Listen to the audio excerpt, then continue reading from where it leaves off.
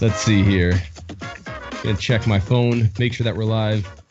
If we are right now, thank you guys for tuning on in. Give me one quick second. Once again, checking it out, making sure that we are live and direct. It says waiting for Swissbeatbox. I'm gonna ask one more time. I don't know if we are live right now. Maybe it's just my phone. Come on! I think we are.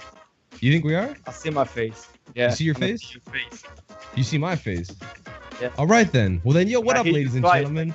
Okay, now it's better. Now we're good to go. Okay, check it out. Ladies and gentlemen, coming at you live and direct right here on Swissbeatbox. We apparently are live. Big shoutouts to MB14 every single time for throwing down this mix as the intro. We are on our last show of 2020. Episode 35. Wow. Once again, 35 weeks in a row. I've not missed one yet. This is Beyond the Beats, brought to you live on Swissbeatbox, the official Swissbeatbox podcast. I'm your host, Scott Jackson, and we're going to get into it today.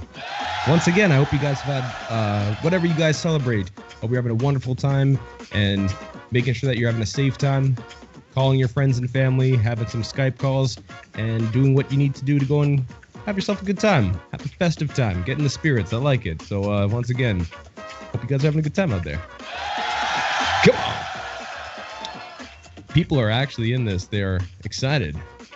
There's a lot of people. It's not the last episode. Someone named Jose Plays. It is not the last episode. I just said last episode for 2020. I'm following what's going on in the chat. So we're going to get into this. Ladies and gentlemen, once again, Beyond the Beats, episode 35.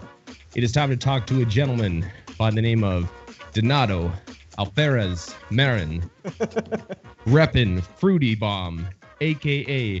Mr. Pluga 666, a.k.a. Mr. Give It Up for the one, the only, 5-time Spanish champion, Zekka.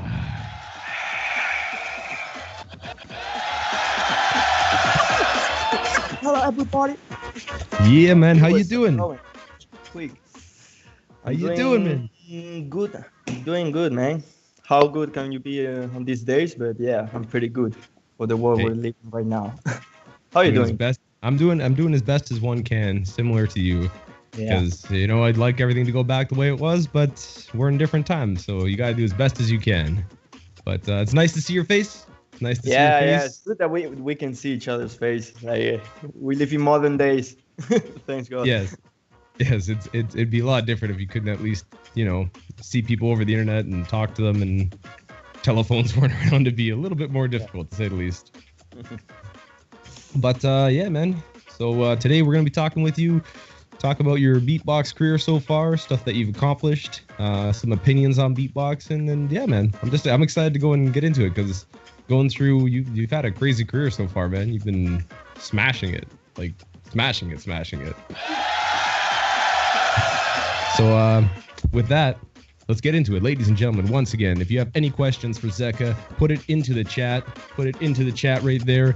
And the homie Hydeville, who runs the stream, big shouts to Ilya. One more time. We'll be going through it and picking out the best questions for me to ask at the end. So let's get into it. Ladies and gentlemen. Let's go. Questions. Right here. Coming at you live and direct. Beyond the Beats, episode 35 with the big homie Zekka. So usually when I start up, I usually go and try to find a quote or two that people have said, and a quote that I thought it's very short, but I thought it was really direct. It was in Instagram 2016. You just said, your goal is trying to dominate one sound at a time.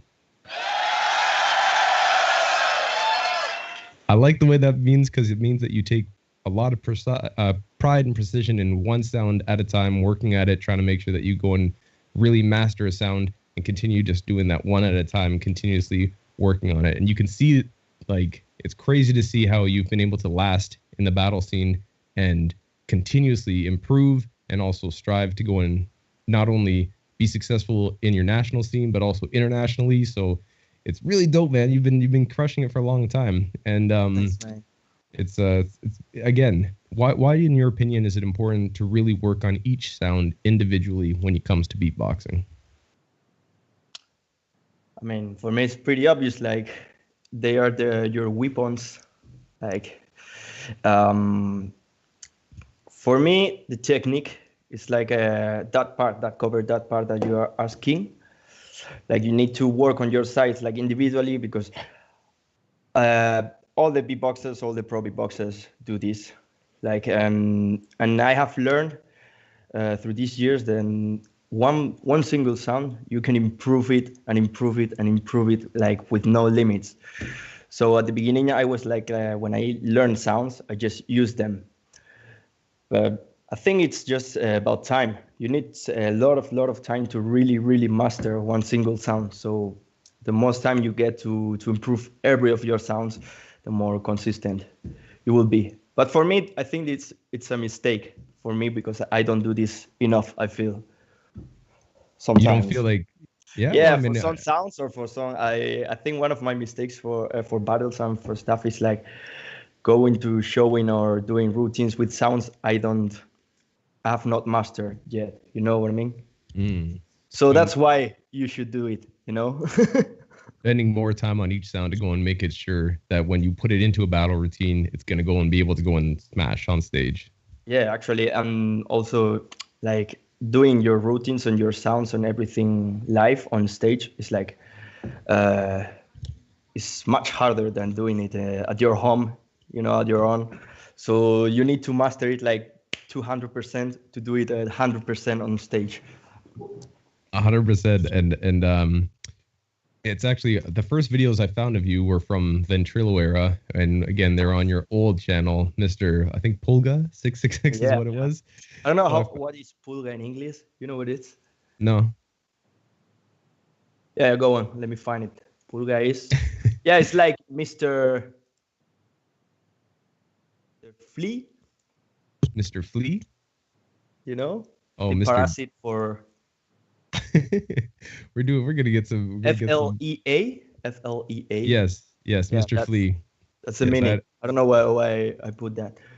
It was my first name on YouTube. So random. It's a good name. I like it.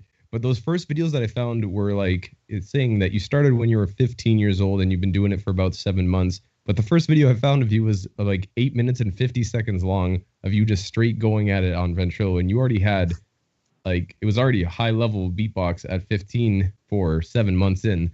And you said you started about 2010 after from an interview I saw with a lady that was talking to you. It was all in Spanish, so it was hard for me to go and see the closed caption with the translation, but I believe it was when you were really into Michael Jackson and you might have seen Pulpo doing the video and it got you interested into beatboxing and you started down the rabbit hole like everyone does of seeing all the different beatboxers and start really practicing. So again, if you say you started in 2010 and the first video that I saw, it already had 8 minutes, almost 9 minutes of like solid crazy beatboxing, TKs were in there, you're already having all these techniques. How did you improve so quickly and how much did you practice at that time when you first got like hooked on beatboxing? You know, I was a kid. I have had a lot of free time. I was just studying. My first videos were the guys who made me think like, wow, I really want to be really good at this. I want to be the best. Was some guys like Daichi, Pulpo, as you said. There was a Spanish guy who inspired a lot, Felix Sanger, and so on. And when I started, I really saw a lot of the first technical beatbox videos in YouTube that were appearing, you know. So that's why I think for my first years, I was training a lot of technique. So I think I started to work on more musical stuff like way later. But I think that's why I focus a lot on technique because it has been always the thing that it has amazed me more. And when but I don't know, man. I just training, free time. As I said, I was a kid. I'm very competitive, so I wanted to grow fast. Well, that's good. Competitive nature always makes someone usually succeed in what they choose to do. And in 2010, again, when you first started, you already started performing. I saw you did a live performance in a square outside in Balerma. Oh la la, yeah, Balerma. So you're already performing. I think it was like my first actual live showcase. It was like a neighborhood party at the end of summer that we make every year. It's like the village where I spend my summers since I'm a kid. And at the party we made a contest show, like a talent show, and that was my first time. But it was, many of my family friends, so it was in a good vibe. Was no pressure. But even that show, I like the way that in that show, you had theatrics to it. You had sound effects. You weren't just like head down beatboxing. You were playing. Maybe that's because you were comfortable. But I could already see that you had structure and ideas of being like, okay, from the something like making kind of a setting the stage of theatrics, but then going right into good beats as well right off the bat on your first show. So I think it's really dope that you started off just strong. Not only I don't remember any of those videos actually. Well, I should check them. Yeah, check it after this. Watch yourself back. You've improved obviously greatly, but you were already 2010 smashing it, man. And I can see that 2010 you even again your first year you jumped into the Spanish Champs and you already were right directly there. You battled Nose and then Pakitate, I think his name was. Yeah. And so again. What got you involved? Where did you hear about a Spanish beatbox championships, and when did you hear about other beatboxers other than yourself? Like, who did you meet first, and how did you get involved with the Spanish champs? Before that, I was spending a lot of time in Ventrilo, So maybe my first competition, like battle, it was in Ventrilo. My first touch with that kind of battling. And then after that, I think there was in Spain like a growing community at that times, which people like Marcus, Litos were spreading the beatbox, through Spain. And I saw a lot of videos of other guys like Musantro, Paquite. They were like old schools, like old G's in Spain. And there were some forums, so I got a bit on touch before the Spanish champs. And the previous one had been like 1 year or 2 years before the previous Spanish champs. So I saw the videos. There were already videos. I don't remember much, but yeah, I decided to go into my first Spanish champs, and I wanted to win it. I thought I could win it. I was going like, wow. It was like 1 year after, after training. And when you is that the first time that you met other beatboxers in person, or was so it went from online Ventrilo training and doing battles to rate Spanish champs and meeting all these guys. Whoa. Meeting everybody and seeing all the crazy vibes, meeting people like Freddy, like Musantro, Paquite, who beat me. It was my first loss, and yeah, so fun. Grison also, many good people. The Spanish scene's amazing. It's been already 10 years, man. Yeah. Yeah, you guys have a lot of power in the Spanish scene, a lot of big players, and like for you to go and jump into it, getting in again within 1 year, you go from practicing to doing your first performance to doing some online battles to the actual Spanish champs itself. After you hit that Spanish champs, do you start making sure that you stay in contact with guys in Spain and like try to meet up with them outside of battling to go and practice? We kept in contact, but I didn't have much contact like in person out of the battles, because I live in the south. There's no much beatbox movement there in my city. Until I was like 17 or so, I didn't travel outside my city. But yeah, since the second Spanish champs, I think it was like more like getting to friendship with all the guys, like getting more in contact, like sharing stuff, and we started seeing each other from time to time, mostly on events. But yeah. Yeah, it's hard sometimes when you don't live so close. But if you had somebody else in the neighborhood or someone that wasn't near you, you could just be like, oh, take a bike ride and you go and see each other. I moved to Madrid when I was like 17, 18. So from that time, where I was more in contact with beatboxers, and I felt like that made me groove a lot. 100%. It's always good to go and have the opportunity to go and practice with others live and in person.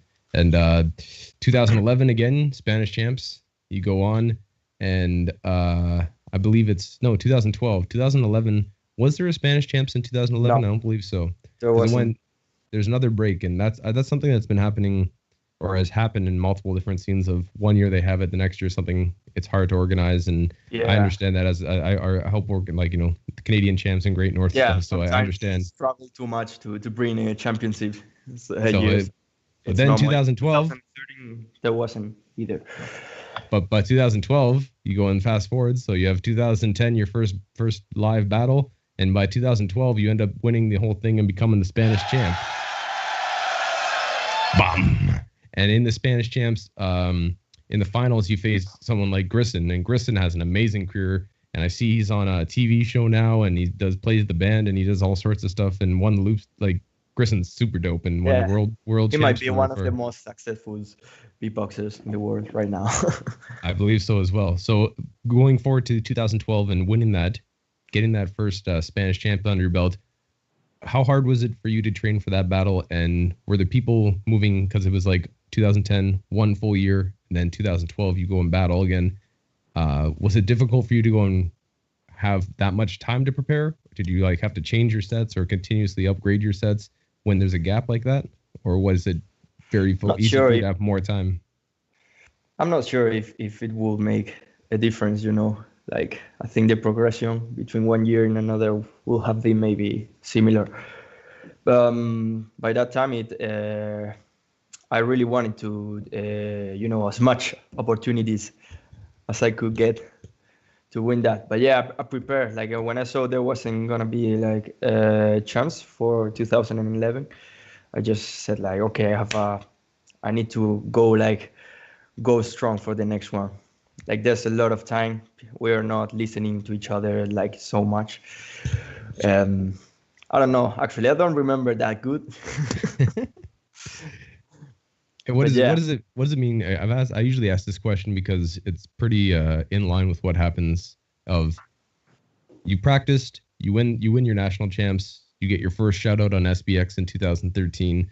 So what does it mean for you? What did it mean for your confidence and just level, just to be able to go and win the national champs, and friends and family see you winning a national championship of something, so you're the best in your country? And then also, what did it mean for you to go and get an SBX shout out for the first time? Well, I gotta thank the SBX to Grisson actually also, because he was the man who talked to Papuni and said, "Yo, listen to that guy, make a shout out with him, he's crazy." And yeah, but for me it was a dream, I watched every Swissbeatbox video, and I was and yeah, I always saw that, from far, like watching all the stars. So for me, it was like a big present, Mm-hmm. And winning the whole champs, that was amazing. I think will be the best time of my life. Like, first time I won that, for me it was like, oh, like hard work pays off, Yes, and it's good to go and be able to prove yourself to yourself and others too. Just that they'll be like, yeah, I got that championship, won it. Yeah, and then because it's a feeling that thinking like that you think that you are good enough, like it. I know I'm good, but sometimes if your moment doesn't come, you might think like maybe I'm not the one, So when you get your goals, like it feels amazing. 100% reaching those goals. And then in 2013 too, you get your first international battle. You go to St. Gallen in Switzerland, an invitation to that battle. And I think you went up against HS, first of all, yes, which is a hard battle, Portuguese champion, and you ended up not winning that battle. But even to get on to that international stage is a huge milestone to go and start up, getting that recognition and making it that you feel confidence in yourself to get to international battles, And I was going to say, you continuously have just progressed from then, like win the championships, SBX Shadow, first international battle. In 2014, you opened for Beardy Man. When Beardy Man came to Spain, you opened with Beardy Man, and you did that with Monster. Who was it? Who was there with you? I saw it right there. It was with Grissom and Mastrano. So Mastrano.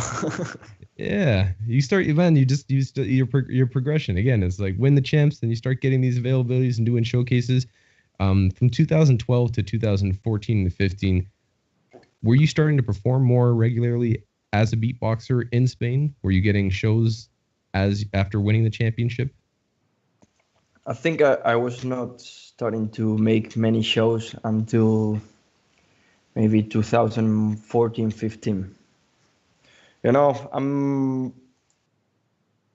I think I'm lazy to sometimes to to work on my artist career, you know, at some points, and I was like focused on everything. I just beatbox for because I like it, and yeah, until I think after the World Champs in 2015, where I started to make like shows more often and focusing more on putting my beats into regular people, no beatboxers, and making a show and earn some money, and that. Yeah, And but is that?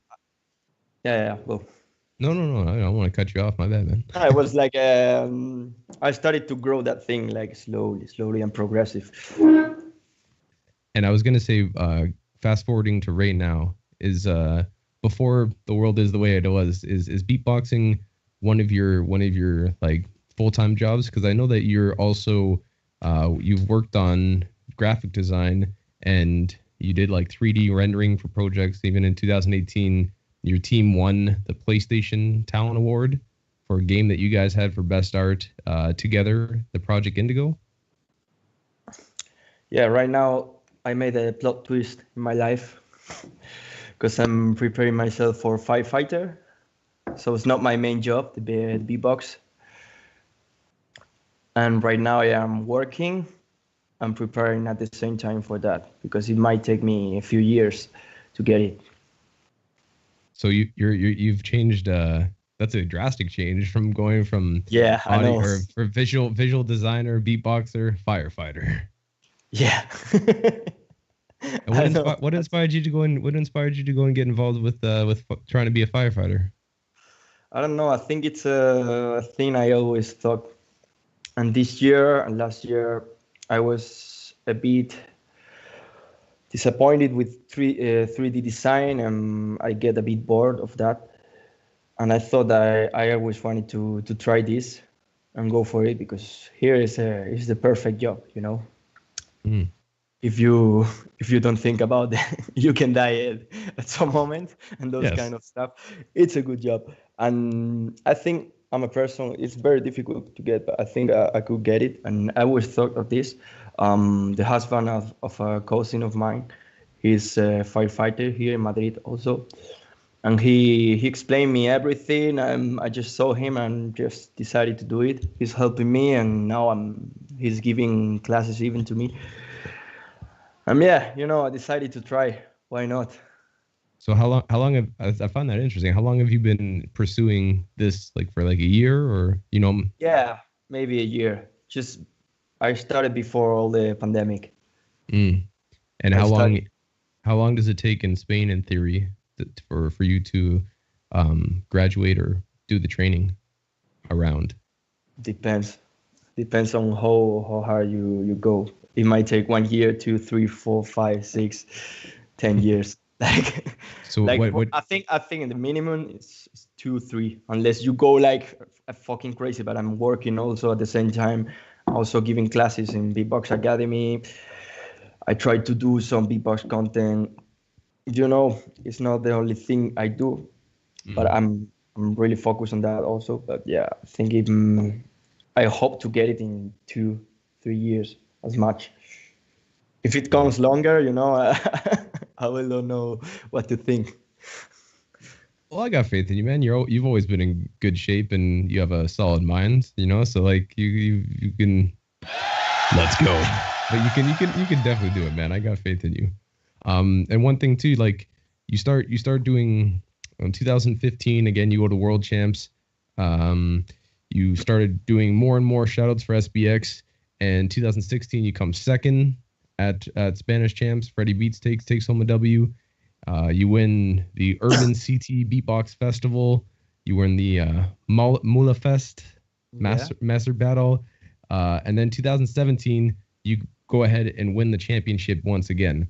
Now, this is something that I really want to go and ask you of the idea of you won in 2012, and then you've had ups and downs with coming close to it, winning other smaller battles, representing.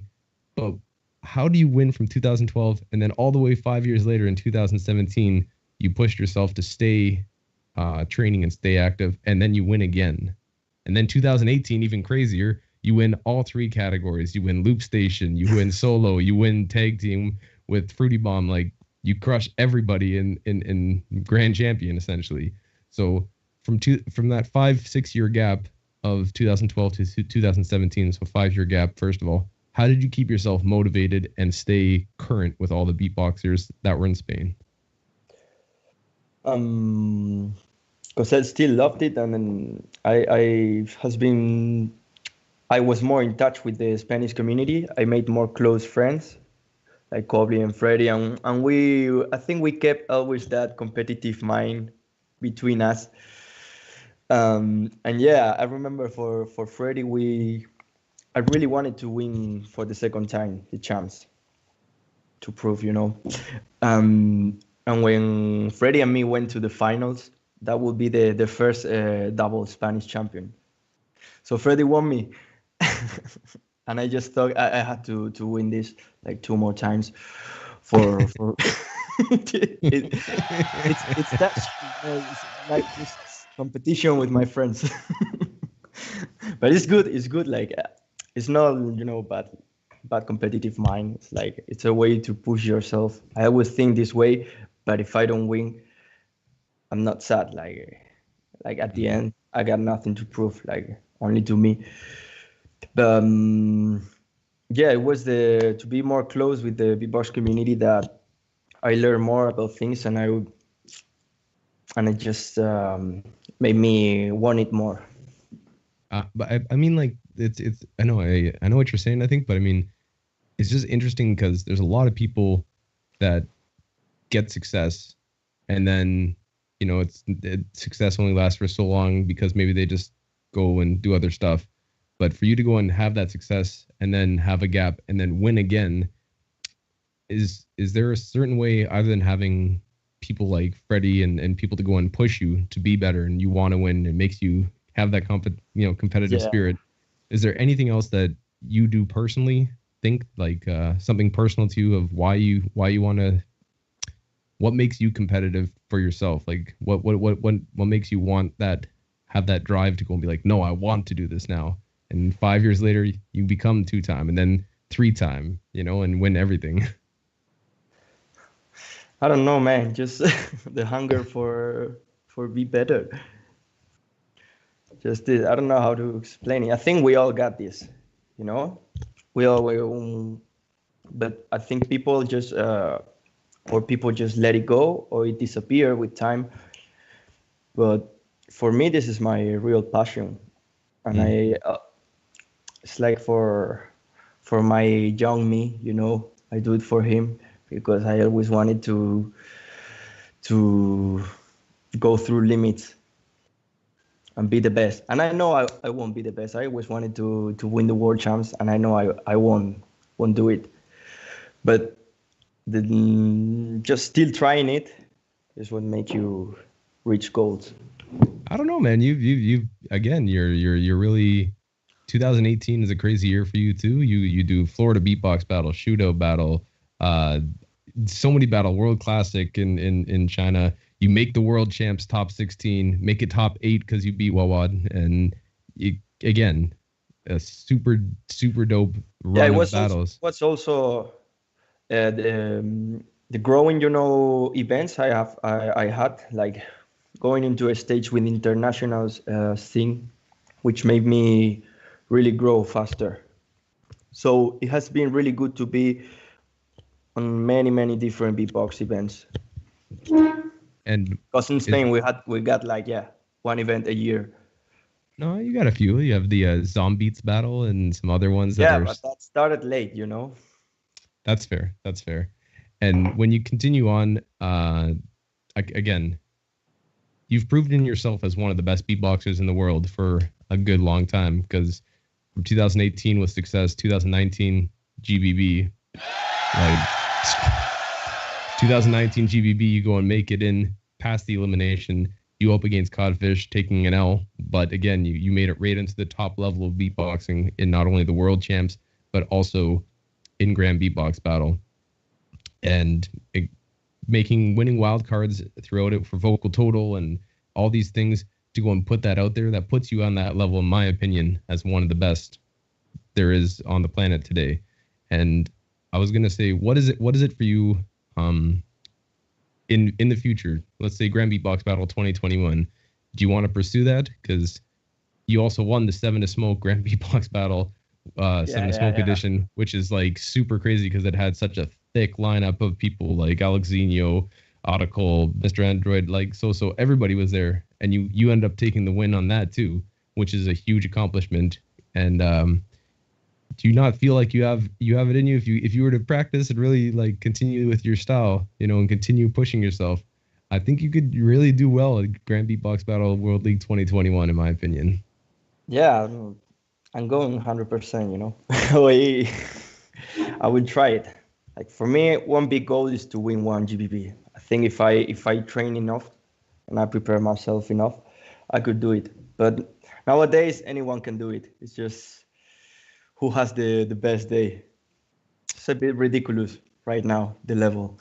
Yes, it's crazy. Even the fact of judging like two different styles, judging it has no sense at the end. But yeah, I'm going hard for GBB. All right, 2021 Grand Beatbox Battle World League. I'm gonna be jumping on that. And is there something for you that you're gonna be training differently for? Like, is there some way that you're gonna approach this one differently, or is it like how do you leading up to an event? Okay, let's say 2021. You know the date. How many routines do you make, and do you keep on refining these routines when it leads up to an event in a battle? I usually try to prepare routines like to the final, as if I was going to the final, of course. Prepare a few routines for overtimes or not even, sometimes not even that.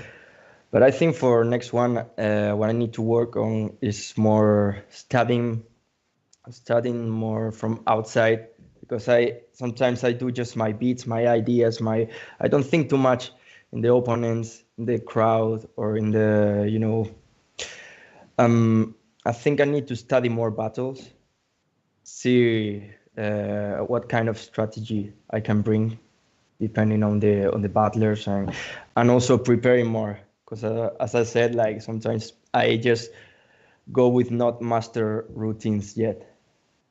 I need to actually train, like literally train more my routines, like do it 100 times a day. That's my biggest mistake. I don't train enough. I train ideas, but I don't train mouth enough for my ideas. That's a funny way of saying it. And you think that who, in your opinion, right now, off the top of your head, who do you think would be one of your hardest battles in 2021? If let's say you get to Grand Beatbox Battle, make it through the elimination, who do you see as of right now being the top guys to go to Grand Beatbox Battle for competition? It's hard.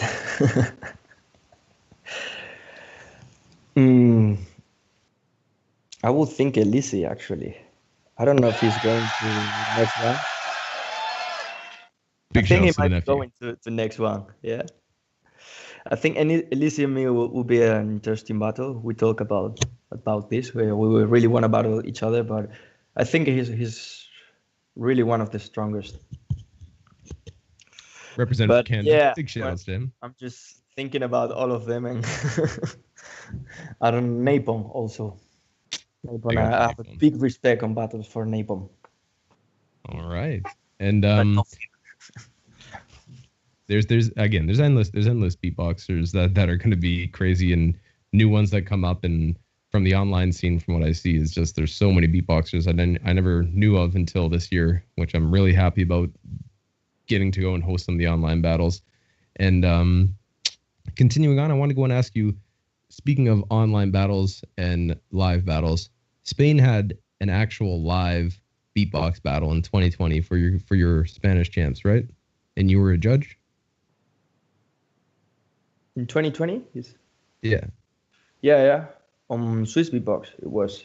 Yeah, and you had an actual live event. Yes. Yeah. Well, I wanted to go and ask you, how did that event go?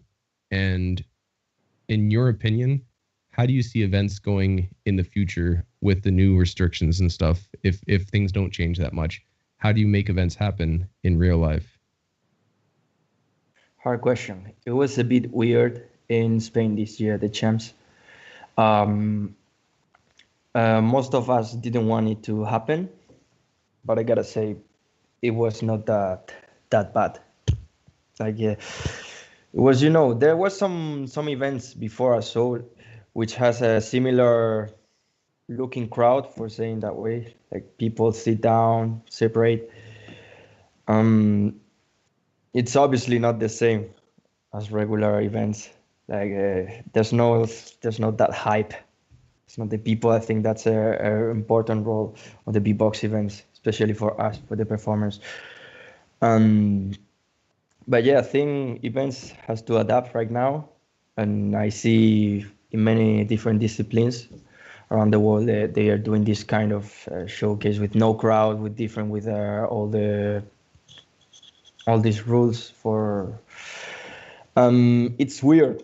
I don't really like it, but I hope in 1-2 years we come back to normally a bit more. I agree. I hope that too, because I think it's good for us to adapt to that, And do you think that again, you don't have to be 100% certain on this, but do you think that there'll be another in Spain there'll be more battles that are going to be live, even with the current world state? Do you think that's going to continue to happen, or do you think that was just a one-off for now, in your opinion? I don't see it coming, like, in the near future. I think maybe only the champs, the national champs. But I think all the events are now having a break until this evolves a little bit. We'll see how. Yeah. And I hope so. I hope so too. But yeah, we don't know what's gonna happen. We're fucked up. Everything's hard. Everything's hard. Yeah, man. So again, you've had. I'm excited to go and see you again in person, to go and see you and hear you live and smashing. And it's been nice to see the videos that you've been putting out, and it gives me something to go and look forward to when I see it pop up. I'm like, oh, okay, let's go and watch this, obviously. And it's always really high quality. You talked about judging, how it's hard to go and judge, because you've been a judge at you did, I think, the online world champs with Beatbox Talk, or sorry, the Beatbox community. You had also at the French champs, you did it as well, 2019. So what do you look for when you're judging, outside of the parameters that they give you, of if you have points, let's say, of 10 for this, 10 for that, 10 for this? What is it that you, as a judge, personally think that you look for? Mostly having your own style, having a unique sound that make the different from the rest. Because also with the online battles, I have seen everything. I'm used to be blown away, and nowadays, as I said, is quite ridiculous. So I hear people with the craziest techniques and with the craziest sounds, but I try to I look for a unique way of combining the sounds or the technique you have. Okay. Like finding a way that even though the sounds are common and everybody does them, you bring them in a different way. Like having your own personality, your style, I think is the most important thing. Do you see there being a lot of newcomers that have really original styles and are pushing it original material? Yeah, I mean, I see very similar. I don't find word like. Yeah, very similar flows or techniques or ways of of doing the beats. But I see also most of the people is just new beatboxers. They might have been beatboxing for 3-4 years, but there are a lot of new beatboxers. That, and I understand that having your own style and your own personality, it takes a lot of time to develop. And I think also is getting harder and harder every day, because every day there are more ideas on the internet, more people doing things, so it's getting harder to really make something different. But I think I see, similar. Uh, don't find the word. Yeah, similar styles, but I see them growing in the future, and I can tell like they will be different, and it's just a matter of time. But I think the new beatbox community is coming hard and is coming good enough, taking attention to music, to the sounds individually, like studying the beatbox well. And I say what I'm saying. I like what I'm saying. Same here. And what do you give for recommendation? What do you recommend for people to keep original? Listen to music. Like find your music taste and get more inspired by music than the beatbox. Try to always, not think. Yeah, what I like to think to work on my beatbox for being original is I try to think of the beats before in my head, before I do them on my mouth, because sometimes you're just freestyling and you discover techniques or combos or skills that you come up freestyling. But if you really think about your ideas before doing them, and then you try to do with your mouth what you're thinking in your head, like imagine one song, imagine one track, it will force you to find the actual patterns and order of sounds that will adapt to that. And you will work your beatbox in a more different way to be more original or not biased with what you already know or you heard. Understand? Yeah, no. That's I like that. I work on my routines like that. Like I have one routine, I have this melody, this thing. Then for the breaks and the switches and all the combos, I just think in my head, and then this would be. Even though I've never done that, but I make new combos for each routine because I think first of the idea and second how to do it. And then achieving it of just putting it together. I like it, man. And then also with for yourself to go and have the loop station, because you've had the availability you've had success as a solo loop station and tag team. For loop station specifically, what does it look like for your training with loop station? Because the way you've done different sets on it, like super dope. So I'm wondering, how do you keep yourself original on loop station? Is it the same process of thinking of how something sounds and then trying to achieve it? Or do you go into it differently with loop station mindset? No, for loop station, I think it was not like that.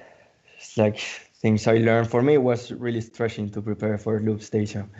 Like I think I'm not going back to loop station battles, or because sometimes I feel it gets out of my control. With all this sound system and many things, and it stressed me out a bit. But for loop station, it was more like what I discovered, and I had the luck that I discovered a few sounds on loop station, such as the piano and some others that I discovered them, and there was no one doing them by the time, and I got really used to them, and managed to get some style, at loop station. So yeah, but no, so stressing for me. Do you think you're done on loop station for a little while, or? Yeah, for battles For at least. battles? Yeah, I But would for like to pieces. improve my loop station skills on live and prepare some showcase. And I have projects, but yeah, also for producing. Right now, I'm more into producing with loop station. And that's something I've been trying to find, because again, it's somewhat hard to go and find people's stuff all the time. Outside of the battle scene, what is it that you want to do with beatboxing? Because you say you're pursuing to become a firefighter, and you've had other jobs of the graphic design beforehand. So what do you want to accomplish just in beatboxing for showcases and other stuff outside of the battle scene? Just see what I can offer. I just want to make art. It's like I don't like my passion to be my job. That's what I'm doing another thing because it becomes bad to me. Um, and what the reason why I'm one of the reasons why I'm preparing for firefighter is because I want a lot of free time to dedicate to my art and music and the things that I like out of my job. This is a job that offers that. Um, I'm not sure what I want to do with this. I have a lot of projects, you know. We like to make some albums, to work on a more complex showcase, or more different things, make collaborations with all the people. I just don't want the pressure, you know, that my money depends on that. Mm. That's But something that Roselle said a long time ago. He yeah, had mentioned in a conversation, he said that when you make it your when you make that passion of beatboxing your career, it might make it for some people difficult to go and want to, because you have to wake up and have that same energy to go and create, when it's like, oh, I just did a week of shows, now I have to go and keep on practicing and keep on yeah, trying you to have be the feeling inspired. that you have to do it, you know. You have the pressure, so it's not the same. For me, it happens like that. Fair enough. 100%. um yeah, man, again, I'm excited to go and see what you do with it. Excited to go and see you succeed and continue to smash it. But I was gonna ask you a few more questions.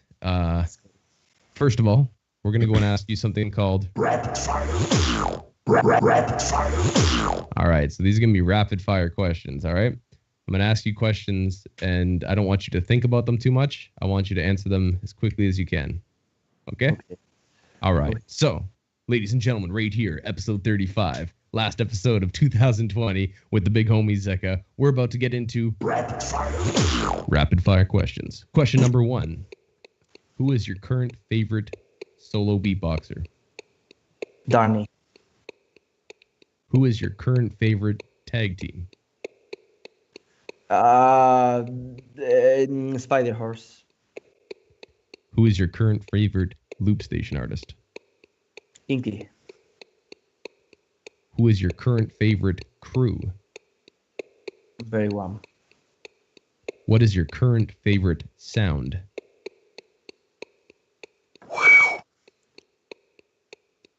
What is your favorite video game? Rocket League.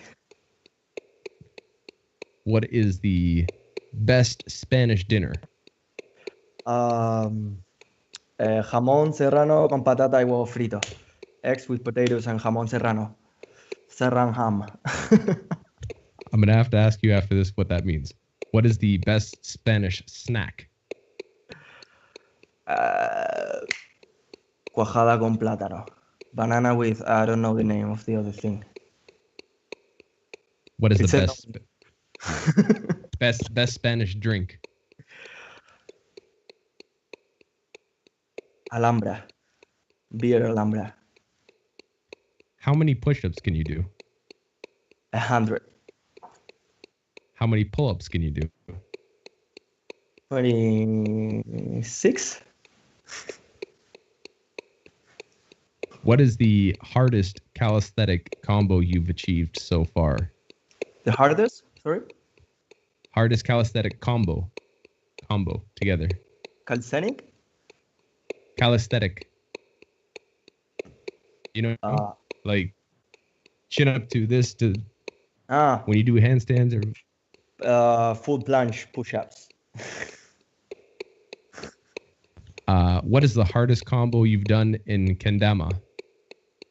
Oh, to the bottom, to the left, to the right, round up, to the right again, pinch it. Last but not I least. explain it as shit, but yeah. No. Last but not least, who is going to win Grand Beatbox Battle World League 2021? Me. Yes. Solid question. Like that. Solid answers. So before we move on, could you tell me? So, okay, what was the best Spanish dinner? What did you say? Because I find this interesting and I like to get the people. Fried eggs with fried potatoes and jamón serrano, ham from Spain. Okay. You know jamón serrano? Jamón serrano. Jamón serrano. The ham from the pork. Famous in Spain. Ham. Ham. Okay. My Ham. apologies. Sorry, I talk real Canadian like. Got that ham. All right. Well, that sounds dope. And what about the favorite snack? What was that again? Oh man, it's the thing. I only do it. Like I invented it, but it's the best. It's banana with. Let me translate it.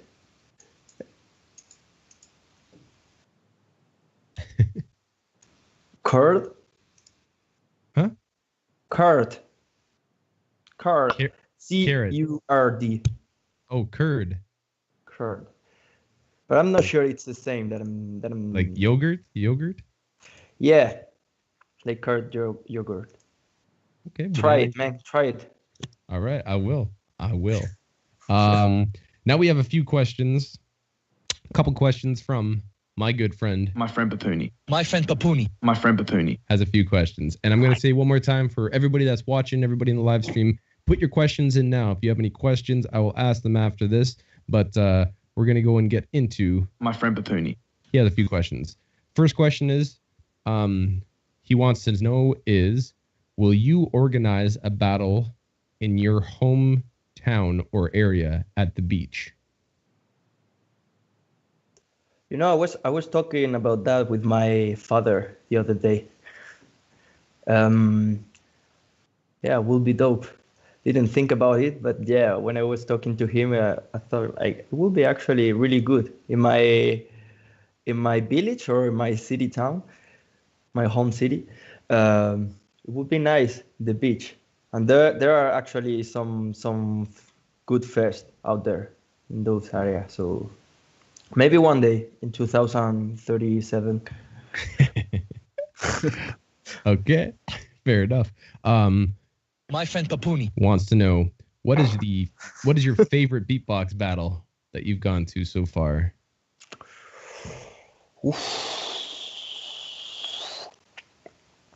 I think it's Rip's one against Killer. That's a legendary one at World Champs. That's your favorite battle. I think he was okay. He wants to know also. My friend Papuni. Which one have you attended that you like the most? Your favorite one that you've like gone event to? Or yeah, event. Hard one. Event, I would say maybe World Beatbox Classic. I would say GBB World Beatbox Classic and Vocal Total. That would be my top three. They were all amazing. Yeah, the videos from World Beatbox Classic were dope too. I like those. All right. My friend Papuni has another question. He says, what was the hardest battle for you? Who is your hardest battle that you've had so far?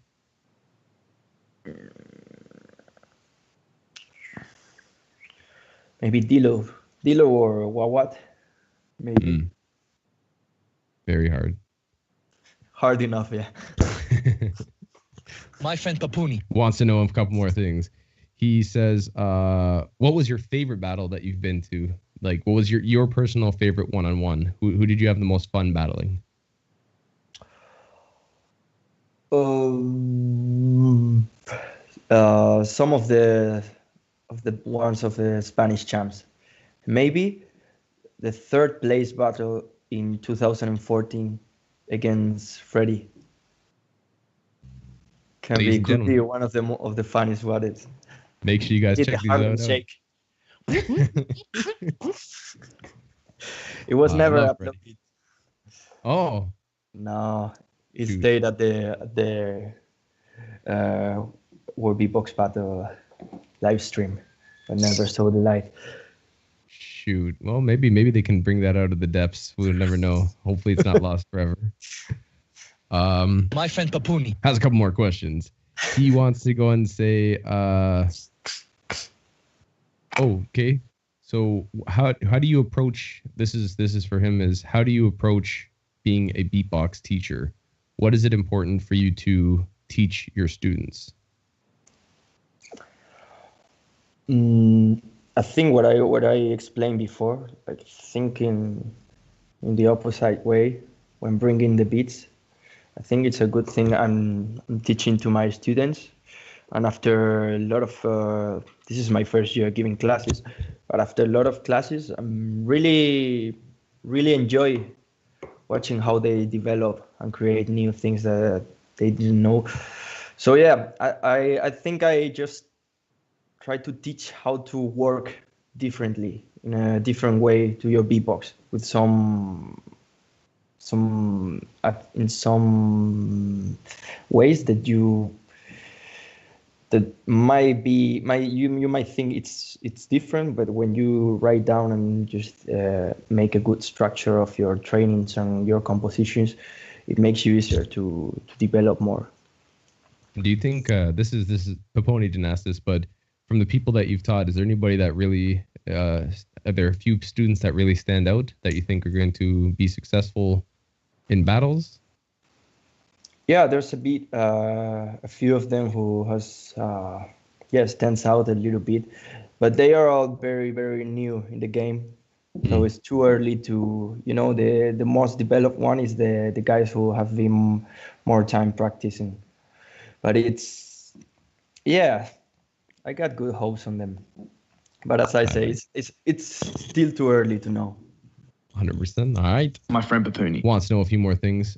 He says he wants you to talk a little bit more about the Spanish scene. In general, where do you see the Spanish scene going, and how is it for new beatboxers to connect into the Spanish scene? I think it's getting harder. It's time because the Spanish scene is right now a bit split. Because there are some people who think other people is not doing the right things or doing things right in the right way. And I'm not sure where is it going.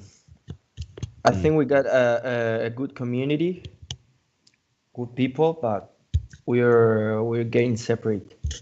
And sometimes I feel like it's hard to people to really get involved in the community, especially I see that on events. I don't see, the will of the people for coming to events to hang with each other. I see many times people just finish the event, go home, or I think it has a good future, but right now I see it a bit split, a bit spread. Well, I definitely hope that changes because you guys have always had a dope scene, and with so many guys from, all over Spain, from Litos to you, and we got all sorts. You have new crazy Freddie. people coming. I'm excited. You guys have always had good people, Marcus and stuff. Okay. My friend Papuni Wants to also go and say this is less of a question. He usually adds one of these in. So this is my friend Papuni. He wants me to tell you he respects him for being around for so many years and being on such a high level. He says much love to him, and he hopes that you will keep inspiring others so that they will stay around. He cannot wait to see you and have a drink. My friend Papuni. Want me to tell you that. So. Cheers, bro. I miss Papuni too. I miss Papuni. Him. That's not healthy. Yeah, not seeing Papuni in a long time. There's gotta be not healthy. No, I agree with you. It's a definite need. I miss the big holy Papuni too. Vitamin P. All right. Now, ladies and gentlemen, we have questions from you. So once again, big shout outs to Heidfeld, big shout outs to Ilya, the gentleman who's running the stream. He's picked out some of the best questions that that you guys have asked. So, Ish. Ish. Ish. Ish. Ish. Ish. Ish. Ish. Ish. All right, questions from the audience. What is your favorite music genre right now? Right now, it's rap. I listen the most to rap. I'm really into rap this year. Like Yeah, I'm practicing a lot of freestyling and rapping and even writing some rap songs. And yeah, I'm really into rap. For general, I really like psychedelic music, like Inky style. Every artist I find that style, I love that. I like that. And what? Give me a few artists, rappers. What rappers do you listen to mostly, or a few that you really like this year? This year I was really into Ocean Wisdom. It's a rapper from UK, from the UK. You did a cover of one of his tracks, right, on the loop station? Yeah, maybe even a few of them. Yeah. This day I was listening a lot of to him and the year past. Spanish rappers also, like Follone. But I don't listen to him that much right now. What else? I don't know. I was finding some weird music and just don't listen to artists. Just find 2-3 good tracks. Listen to them for 2 months. Put that until on I repeat. make a cover or something and I change. Listen a lot of Flume. I really like Flume. Maybe it's my favorite music artist. All right. Another question from our audience. Yeah, this is one actually I want to know too. They want to say, do you go to a gym or do you just stick to okay. So do you go to the gym or is it like park workouts and home workouts? Just calisthenics. That's it? Yeah. I was going to gym this year I started, but only to have a warm place to work to work out, But yeah, pandemic started and I was out. But yeah, I only train at home, at some park. I go running, but don't lift weights or stuff like that. Well, man, you certainly do crush it though. You're machine. I like it. Another question is, they want to go and ask you, what is your favorite bass to use? Beatbox My bass to use. Of mine, you mean? Right. No, right now it's the it goes changing, but this year I learned that and I got it clean and it's an addictive sound. That and That's a good one. Also. Always dope. Always dope. Another question from our audience. They want to go and ask you, yes, do you make, outside of beatboxing, do you make music, and where can they find it if you do? Like you said, you were producing or starting to produce more. So yeah, only producing with Loop Station. Nothing So out of that. Because the only collaborations I found were when you were had a girl singer with you, a few different ones, and so are there something in the future you're going to do more of collaborations and put out music? Yeah, definitely. Yeah, right now, if I had more time and know so many things to focus on, I will be doing a lot of ideas and a lot of things. But yeah, I wanted to produce also to learn a bit of producing with PC, but don't have time. I started this year, was too much for me. I like stuff like simple. Sometimes for me it's hard to really get into something when it's so complex from the beginning. But I would like to learn producing in the future. Got a lot on your Do plate. more collaboration for sure. Honestly, I want to do some more with this girl. Actually, Yeah, that was dope. The last piece you put out was good when she was singing. We'll go with one last question. One last question from the audience. They want you to say that they love you. And one of them I saw that someone said is that you're very handsome. So just a little ego boost for yourself. They say you're very handsome.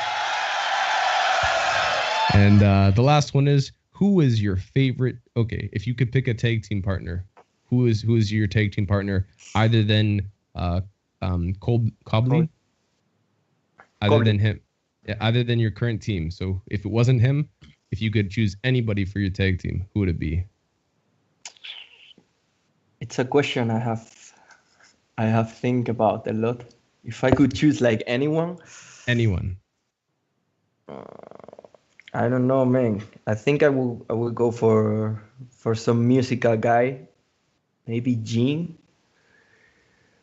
maybe even Codfish. I don't know why. I think Codfish he has a lot of power with simple beats, but it would be nice to combine my style with him, or maybe MB14. I would like a tag team to make some melodies and melodical stuff and more musical, but I don't know. There's so many to choose. Maybe Gene. Maybe Gene. I like that. That'd be a dope combo. And Ilya puts in, it would be, if you went with Codfish, it'd be Zekfish. And again, we covered this, but I'll ask one last question because there's some good questions here. They want to know, so outside of your physical training, I see that you do contact juggling as well. So outside of contact juggling, training for being a fireman, working on beatbox, loop station, out of all those things, is there any other hobbies you have? Are there any sports that you play? Are there any other things that you like doing outside of Yeah. all these things? Drawing. I also draw a lot. Well, not a lot, but I used to. I have a really weird hobby. It's practicing lucid dreaming. You know about that?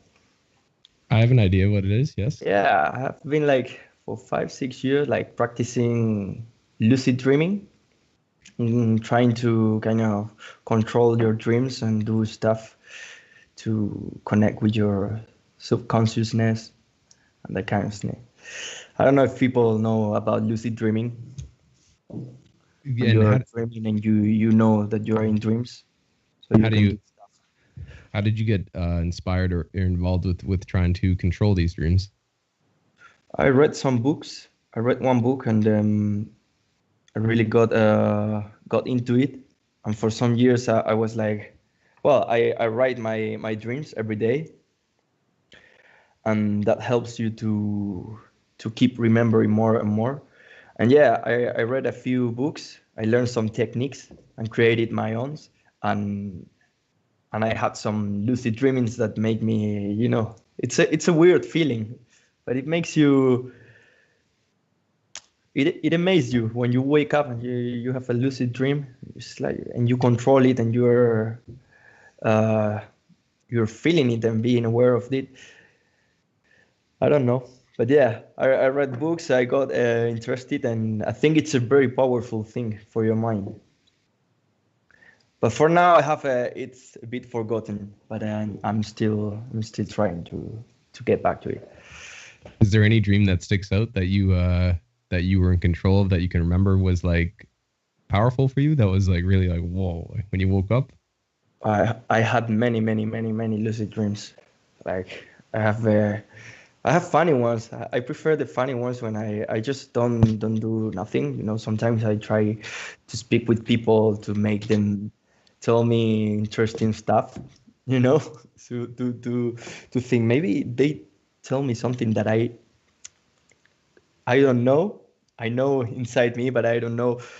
I have also funny dreams. I am at the party maybe, and I think there's something that I see that made me think, okay, I'm in a dream, and I start trolling the people.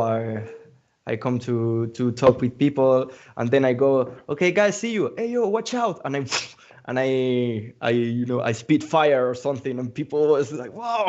I go, just doing the silly things, but kind of when you, even if it's for a very little thing or very silly thing, when you control a bit your dream and you control your consciousness and get it stable, just the feeling when you're there and you feel like it's 100% real.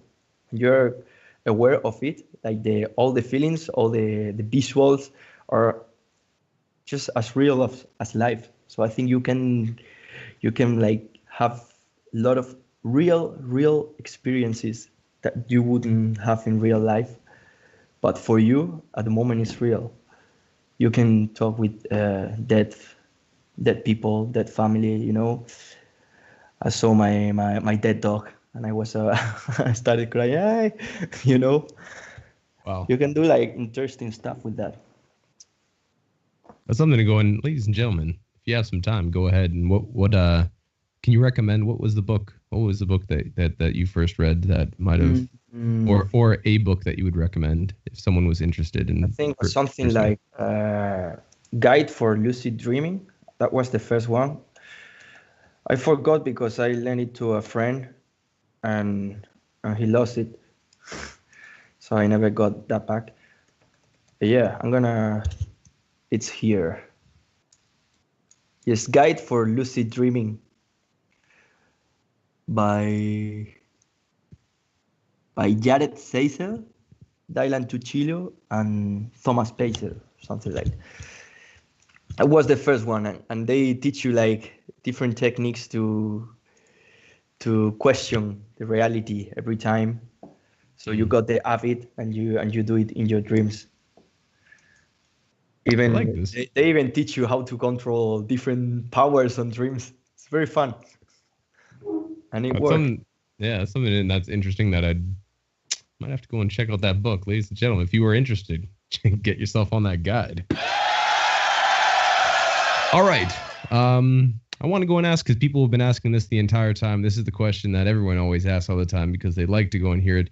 Well, actually, I'll do two-part. Number one, Flavio Coleman says hello from Italy and says you're amazing. But I want to go and say, is there anything you want to say in Spanish to people that have tuned in that are Spanish speaking that would like to hear something maybe for them before? Because then I'm going to ask you something else. But just, is there any message to people who speak Spanish that you'd like to go and say to them? Let me think about it. This is gotta be important. Mezcla plátano con cuajada. Si quieres descubrir el sabor de la victoria. Plátano y cuajada.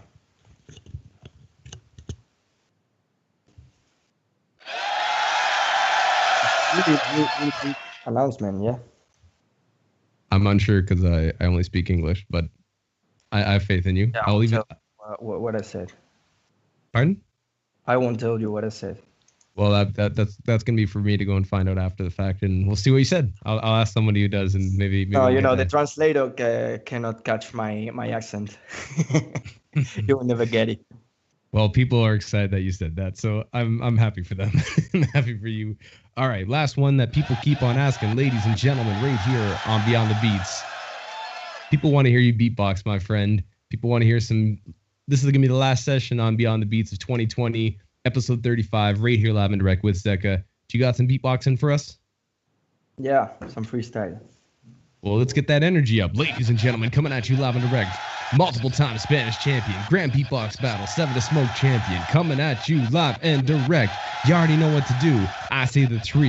Y'all say the 2 and the 1. Zekka coming at you live and direct in 3. Whoa.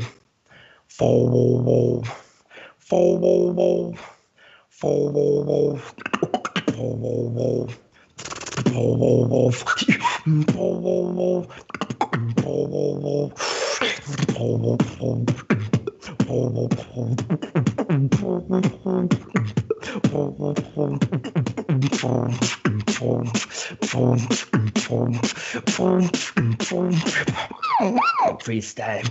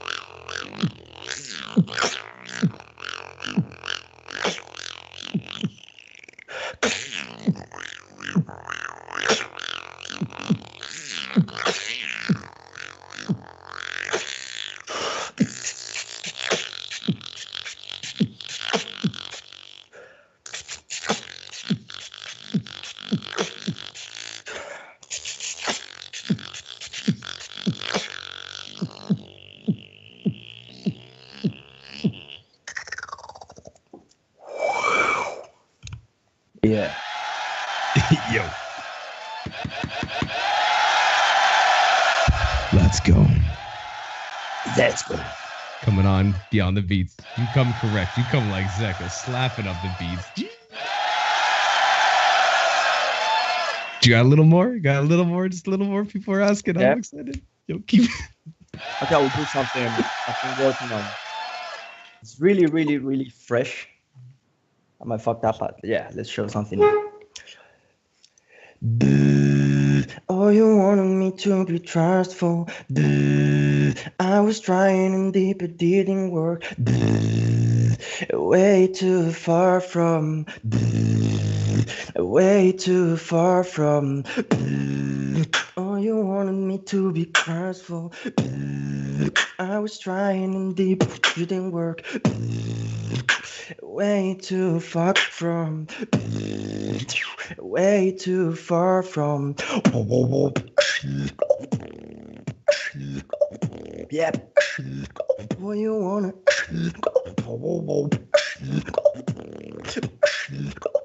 Yep. Way too far from. I was trying and deep, it didn't work. Oh, you wanted me to be trustful.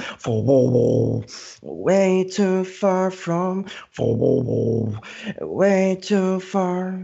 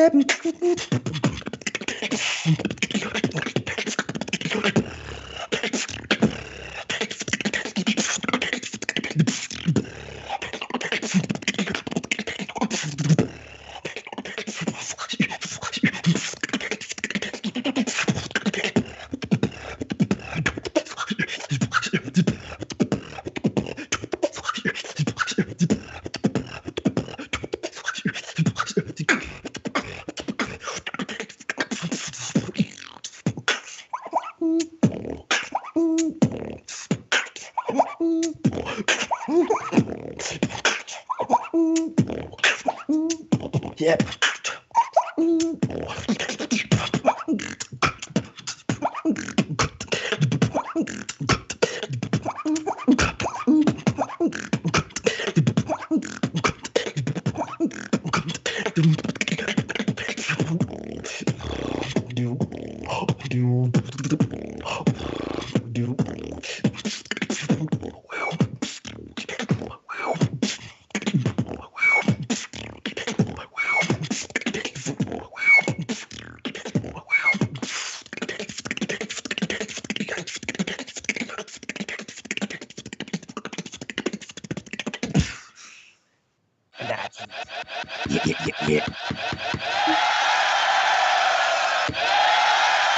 Smashing it.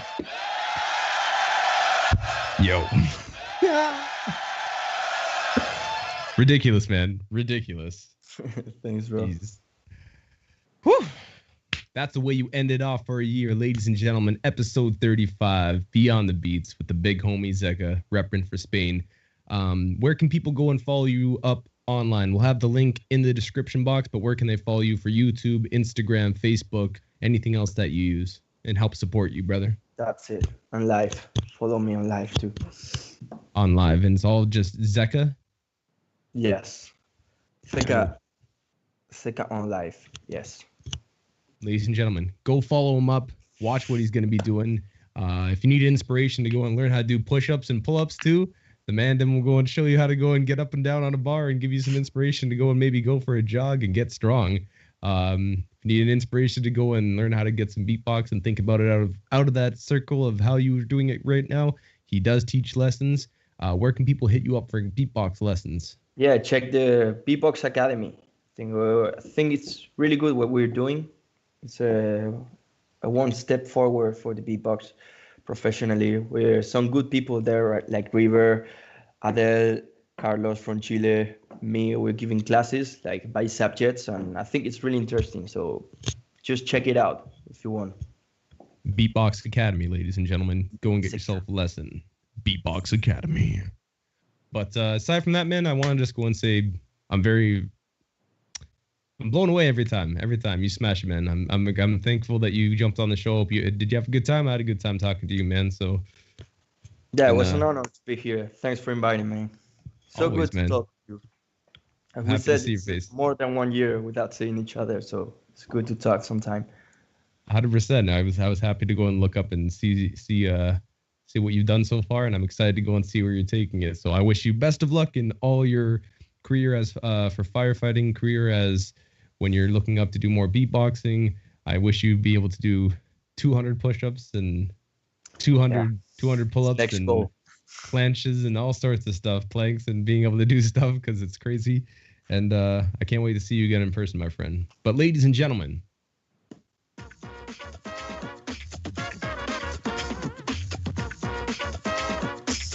once again, episode 35, once again with Zekka. Make sure you go and follow him up on all the social medias. This has been Scott Jackson, Beyond the Beats. Thank you guys very much for tuning in. Next year, 2021, we'll be back with more guests every single week. I hope you guys are having yourself Only a safe 4 time days. out there. Only 4 more days. 4 days left. Come on, guys. 100%. Let's go. And yeah, straight up, keep safe. Call your friends and family. Tell them you love them. And enjoy New Year's in whatever way you deem fit. And be responsible out there. But all I can say is one love. Make sure everyone feels good, happy, excited. Keep training your beatbox. Because if you come on Beyond the Beats, you better be coming like Zekka.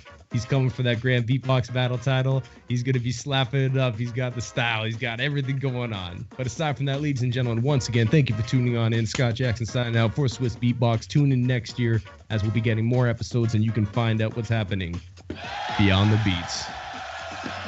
And I'm going to go and say thank you once again.